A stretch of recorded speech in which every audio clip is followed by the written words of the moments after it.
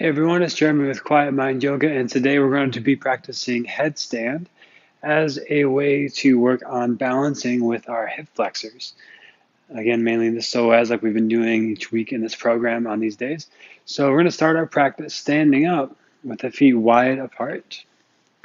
How wide depends on what feels right for you. Could be extending the arms and your wrists are above your ankles. It might be closer than that. So wide stance, all 10 toes are pointing straight ahead, hands to the hips, and then hinge from the hip creases into a forward fold.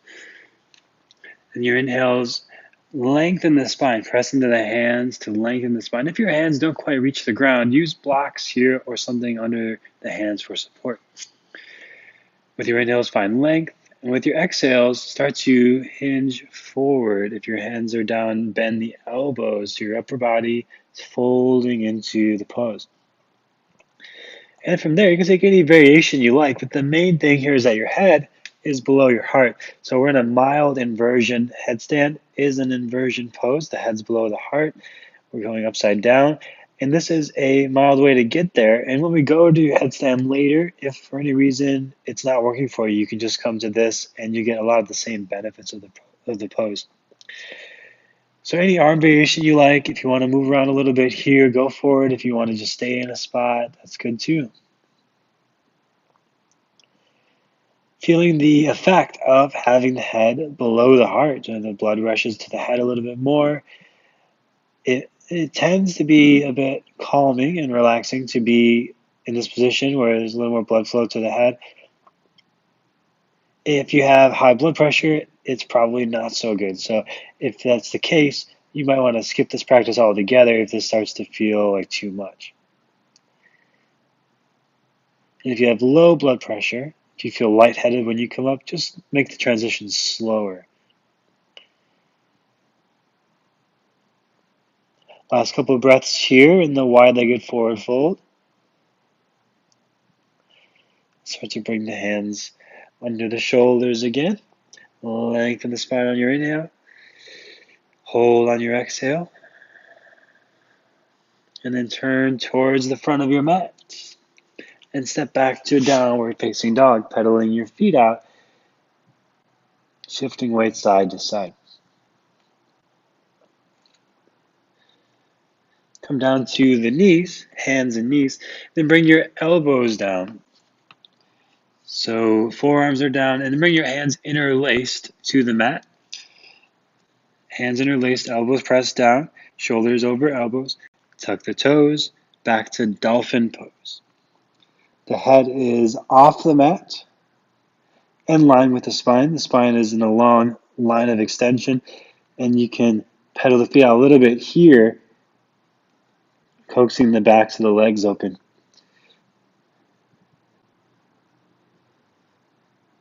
Press into the forearms. Lift through the hips. Root through the heels. Lower knees back down. And from here, hands back down. And cat pose, round the back. Cow pose, lower the belly, extend the spine. Exhale, cat pose. Inhale, cow pose. And to a neutral spine. So like I said in the beginning, hip flexor balance. Right leg extends straight back, extending right psoas. Stay there or extend left arm as well, just to increase the challenge on the balance. Lower left hand, lower right knee. Left leg extends straight back. Right arm extends out. Back to hands and knees. Downward facing dog. Lift the right leg straight back. Extend through the right toes. Bending or flexing or pointing the ankles, either way is fine. So whatever works better for you, can flex the toes towards the knee or point the toes back. Right foot comes down. Left leg extends straight back. Again, point or flex, either way is fine.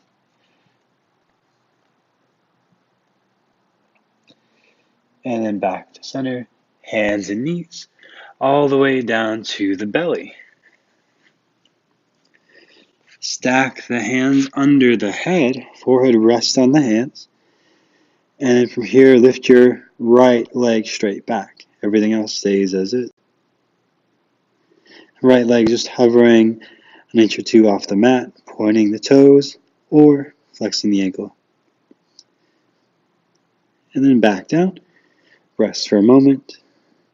Left leg lifts an inch or two off the ground, point the toes or flex the ankle, either way is fine.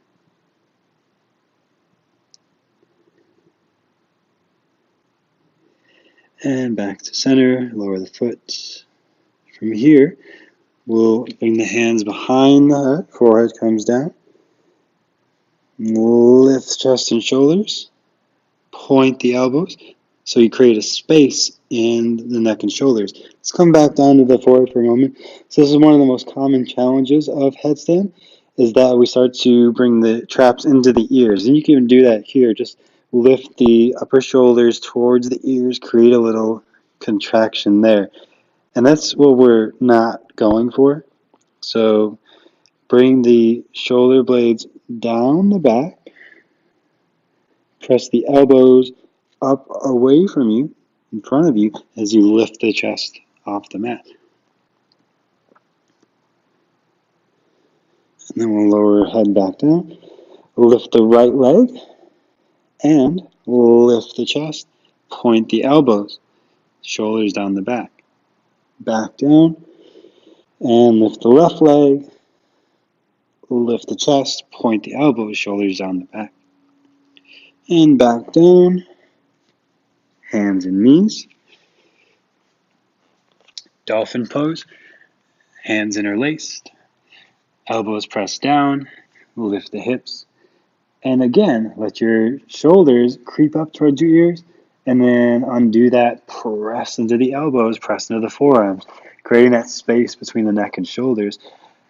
This is key in headstand because we don't want to put too much weight on the neck. That's the biggest complaint, the biggest issue with headstand is if we drop the weight into the head, come down to the knees. And one more way to check this here is just come to sitting for a moment, hands interlaced behind the head, and as best you can, point the elbows towards the ceiling and bring the tops of the forearms in line with the top of the head. So what you may experience is that it's nice and even space like I have here. I have longer arms. I happen to have longer arms, so this works out. So I can have all this surface area on the ground, and even a little more. I can even lift my elbows a little beyond the head and take the weight off of the neck when I'm in headstand, and that's eventually get to peacock Pinchamayurasana forearm stand. If you're further down here, if you've got a little bit shorter arms, nothing wrong with that, but you may want to not practice headstand because then all the weight's going to come onto the neck. So noticing where you're at, and we can work with any of those variations, especially if your arms are further down, you're going to want to maybe switch to dolphin pose or peacock pose or even just a wide-legged forward fold at times for your inversions. So let's come over to hands and knees, back to down dog. Lift the right leg straight back and then step the foot forward into a lunge, left knee down. Arms rise up alongside the ears, hands interlaced, elbows lift, shoulders down the back, just like you're doing headstand here in this lunging position. And then tuck the back toes, strong left leg. If you need to lower your hands, go for it, but press into the left foot to lift the left knee into a high lunge. Right knee stays bent over the ankle. Shoulders tend to, it's hard to keep that attention on the shoulders, so shoulders down the back, elbows lifting, hands still there behind the head. Warrior 2, extend the arms out. Palms turn up, reverse warrior, reach back, keep right knee over right ankle. Lengthen right ribs, And press through the right heel to lengthen right ribs even more. Straighten the right leg. And the right hip hinges forward. Triangle pose, right hand inside an ankle or to a block, or resting on the shin, left arm over right. And then bring the left hand behind the head, point the elbow, create space between the shoulder and the ear. Notice the length in your ribs as well. Lower left hand down, step back to down dog. Left leg extends straight back. Step the foot forward, right knee down. Low lunge with hands interlaced behind the head. If this hurts your knee, your right knee at all, you can use a blanket under the knee as well. So exaggerate the lifting in the traps and shoulders, and then undo it. Shoulders away from the ears, elbows lift. You might feel there's a little bit of engagement of the chest as well. The upper pecs really help with this. So these are points to notice if you have a hard time with headstand, right? Upper chest strength, core strength, we'll do in a bit. This ability to balance with the hip flexors, all these things. There's a lot happening in the pose. And then from here, tuck your right toes. Strong right leg lifts you up into a high lunge. Drop shoulders, lift elbows, lengthen spine, root through feet. Warrior 2, back heel down, arms extend. Palms up, reverse warrior, minimal weight in the back hand. Long left side, straighten left leg to go further back. And then left hip hinges into triangle, left hand inside ankle or to a block. Right hand behind the head, just like headstand. Press through the right elbow, open right shoulder towards the ceiling. Back to our lunge, lower the hands. Back to down dog. Back to the knees. Forearms down, elbows down, dolphin pose, hands interlaced, lift the hips.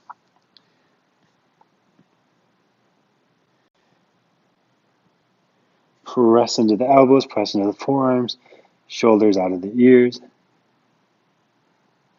Move the head around a little bit, side to side. So you've got a lot of freedom of motion in the neck here. No weight in the neck. And then lower knees down, back to hands and knees. And then back to a child's pose. Press the hips back, rounding the back. So when we come up to headstand, you can use a wall, though I don't really recommend it. So if you're relying on the wall, then you're getting in the habit of swinging the weight into the upper shoulders and back, and you're also putting weight on the neck and the top of the head here. So that if you fall, if you swing too hard, you get in that habit of swinging to get up and not using your core strength, you're much more likely to hurt your head with this posture. So I want to focus on using the core strength. And when we're coming up, it looks a lot like child's pose, at least the way we're going to practice it today. And again, if something else works better for you, that's fine. Just be mindful of controlling the weight that you're putting into the neck. Our body is not designed really to put the weight on the cervical vertebrae. There's fewer of them. They're smaller. They're not designed. If you look at the shape of the spine, it's not designed to be weight bearing. So we want to put minimal weight there. You know, as over time with practice, we can strengthen that, but to be safe, we're just not going to throw our weight into the neck. So this shape is the one we'll use to get to headstand. And we'll come up to hands and knees and do a little bit to strengthen the core here. Right leg extends straight out, left arm extends out. And balancing like we did before, lower your left hand in front of your right hand. So not setting up like a push-up, but left hand about a foot forward, and then come onto side plank position. Your left knee can be down or feet stacked, right arm over left. and lift the right leg. If that doesn't work, you can stack the feet. Back to center, hands and knees. Left leg extends back, right arm extends forward, lower right hand just in front of where it just was. Side plank position. Either right knee is down or feet are stacked and left leg is lifting.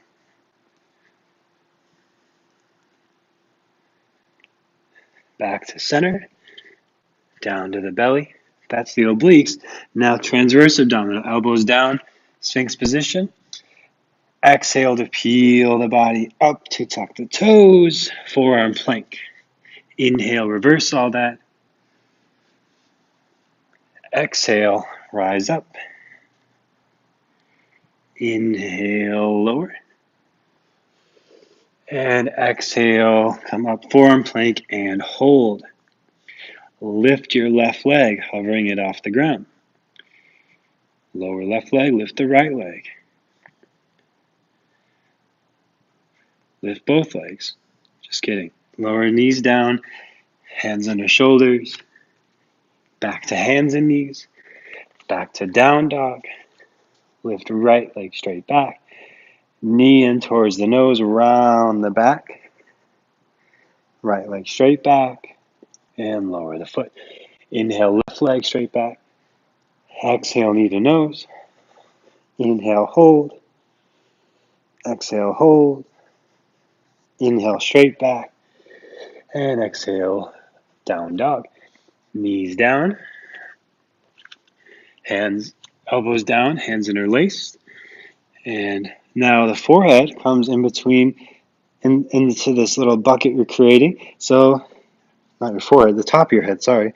So you've got this solid base, all of this stuff touching the ground, this wide surface area to work with. And then from there, you'll lift the hips just like dolphin pose and walk the feet in. Now notice if the weight's dumping into the head, press into the forearms and elbows, shoulders out of ears. So it's less weight in the head. There's some weight in the head, but not all the weight. Walk your feet closer and closer. Bend the right knee, right heel in. Left knee bends, left heel in. Use the core to hold you in this tucked position. If you're not there, just keep coming towards it. So you keep walking your feet in, so you've got nowhere to go but in, and to bend the knees, and as slow as you can to come into that shape. And if you start to put the weight into the head, press into the forearms. Let's come out for a moment while I tuck my shirt in, and you might do the same. And we'll just take a moment of rest and come back to it. So elbows down, forearms down, hands interlaced. And this is important. So when your hands are interlaced, you don't have a pinky sticking out here. They're all in this solid base. So when it's touching the ground, top of the head and that solid base, no pinky sticking out. Like a dolphin position, hands interlaced, elbows pressed down, head into that little bucket of the hands, lift the hips, walk the feet in, tuck the knees in, bend the knees into the body, and then once you've got that shape, then you can start to straighten the legs up towards the ceiling into headstand. And if you don't quite have it, stay in that tucked position and work towards straightening.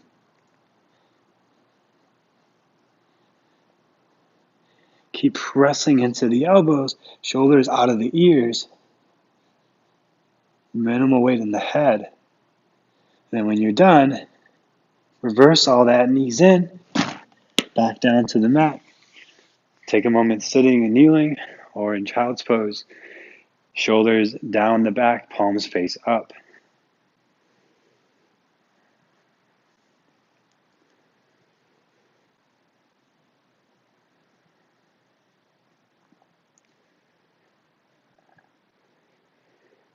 So now I'll walk us through one more variation, one more option of getting there. That if that didn't quite work, this one sometimes works a little better. I find that version tends to work a little better for men who have stronger upper bodies and shoulders to work with that. And this one might work a little better for women who have a little more hip control and strength to lift into this. So starting from a wide stance like we did in the beginning, all 10 toes pointing straight ahead, wide-legged forward fold. You'll start to bring the hands under the shoulders, and then toes, tops of fingers are aligned with the toes, and then bend from the waist, head towards the ground. And you might need to move your hands a little bit forward from that, and head comes down. So now your elbows are not flaring out to the sides. Your arms, as often in yoga, are externally rotated. So the index finger or the webbing of the thumb and index is pointing forward. Your elbow crease is pointing forward. The elbows are bending straight back from that. Then the top of the head comes to the ground. And this pose, there is more weight on the head and there's less surface area of the arms. So you're just working with the hands here. And you can dig your hands in, so you've got more to work with. If you put your hands just flat, then you don't have the whole surface area of the fingers to work with. But if you slightly dig the knuckles in, the fingers in, you've got more to work with. So head down, in line with the fingers, and elbows bend straight back. And just like a sort of a bakasana, you can use your arms like a shelf for the knees at first and start to lift the heels in towards the body. And you might stay there, or you might start to extend the legs straight up towards the ceiling, digging the fingers in to help you balance and find different points, left, right, forward, back, to balance. And then when you're done, just fall gracefully out of the pose. Right, so again, you can come back to a wide-legged forward fold and work towards that again, folding at the waist, digging fingers in, top of head down, bakasana version to work your way up, and then start to straighten the legs towards the ceiling, pressing through the hands and the top of the head, just as much weight as it needs to be there. And then lower down, come back to hands under shoulders, and wide-legged forward fold. Any variation you like. Might feel good to bring your fingers pointing to the wall behind you with the palms face up.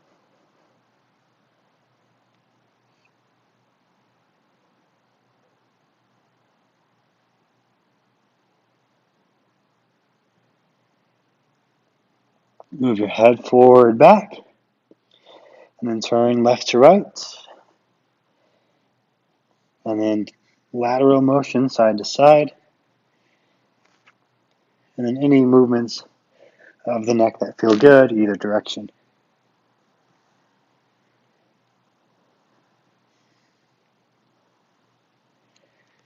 Hands turn towards the front of the mat. Set back to down dog. Hands and knees. Child's pose or kneeling for a moment.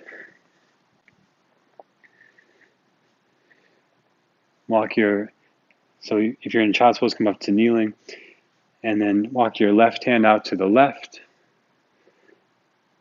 Right hand catches the top of the head and slightly lengthens the left side of the neck.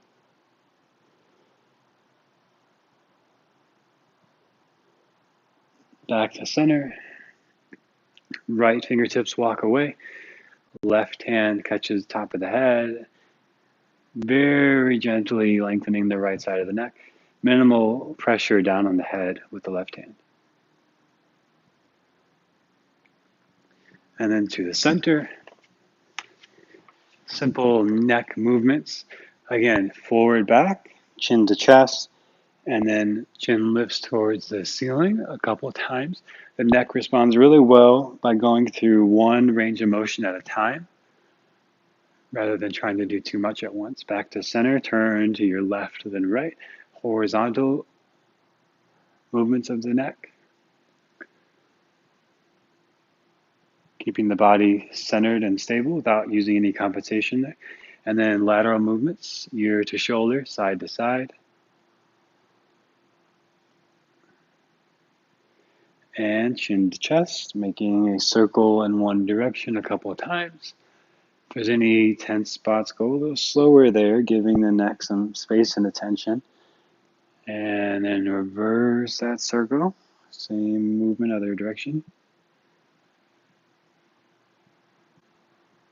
If you notice some tender spots, you might want to just make it a practice to work with those spots, going much slower, and even throughout your day, just doing gentle stretches and movements for those spots.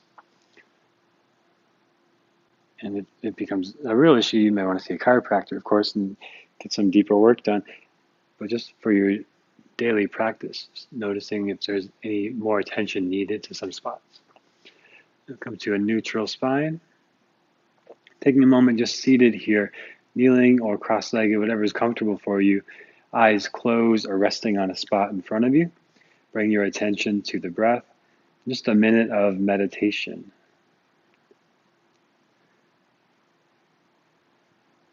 When the mind wanders, bring attention back to the breath.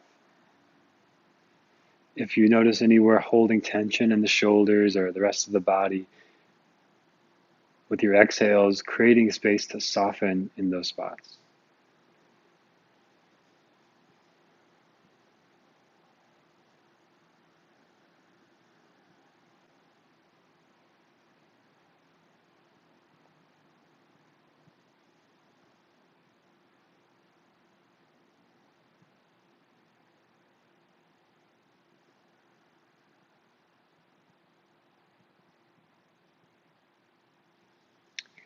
And then we'll come down to Shavasana.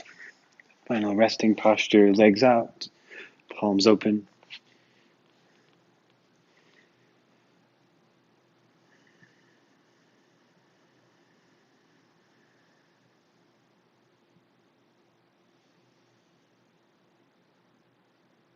The weight of the body sinks down to the ground.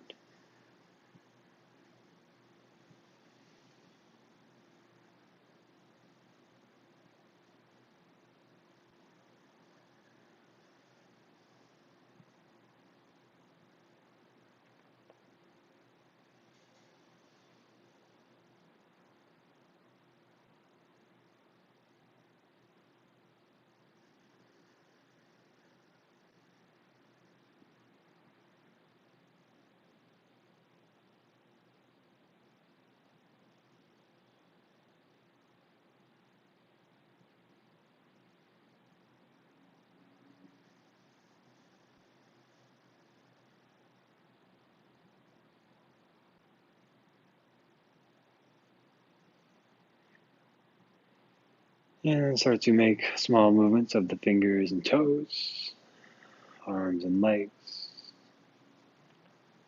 Knees in and over to one side. And press back up to sitting. Closing our practice, hands together at the heart, bowing the mind to the heart and to each other. Thank you for sharing your practice today. Namaste.